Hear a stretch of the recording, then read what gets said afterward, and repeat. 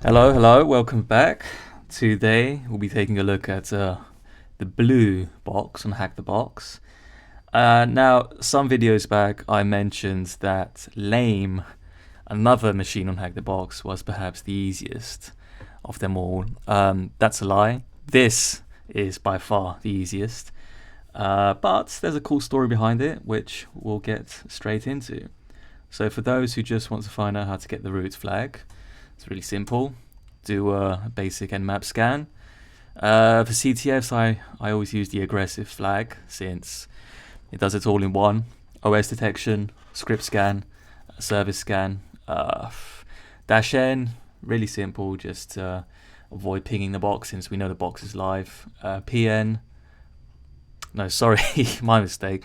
-PN avoids pinging the box. -N avoids DNS resolution. -P- for all ports, VV for verbose, and the output to a file. Now I've already done it, so I can just output the file to you here. We can see 135, 139, 445, some RPC ports open, so it's very clearly a Windows box. It's Windows 7, so immediately we know that it's vulnerable to Eternal Blue, which I guess the clue's in the name here, guys. So let's open up MSF console and show you just how easy this really is. In fact, it's so easy, it's downright scary. I mean, if this doesn't send shivers down your spine, I don't know what will. Search, type exploit, Eternal Blue. Use 0, show options, set localhost at /0 since that's the interface we're listening on. Yep. Let's go back to options.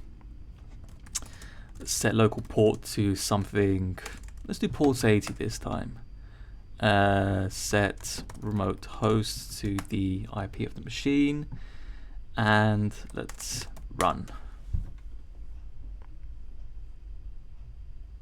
We can see that the host is likely vulnerable and the exploit is being sent, and we should, yep, here we are, shell. So this is a interpreter shell, and if I do get UID, yep, we're system, which is basically root access on a Windows machine. And then if you'd like to just get the flag, do search -F for file, roots.txt, and it should find it. Not sure why it's taking so long. There we are. And the same for user.txt. And then if you'd like to cat these flags out, you can either copy it, or you could just type it out. But that takes ages. So just to wrap things up, what is the Eternal Blue exploit? Well, funnily enough, this exploit was developed by the good folks over at the NSA in the States. The NSA being the National Security Agency.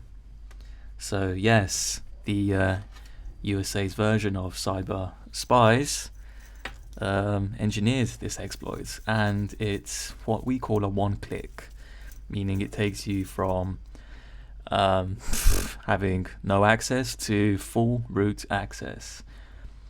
This exploit was released to the wild when a group called the Shadow Brokers, nobody really knows the exact details, but they supposedly hacked into or otherwise obtained a number of exploits developed by the NSA, this being the most famous of them. And the Eternal Blue exploit was then weaponized by ransomware gangs, notably resulting in the development of the ransomware called NotPetya and WannaCry. It's a really cool story, and I do suggest looking it up. There are some really good podcasts by Darknet's Diaries. There's also some write-ups. I think Crabs on Security made a good article on them, and there are tons of books tons of books about this stuff. So if you're new to all of this, then yes, this really is how simple things can be.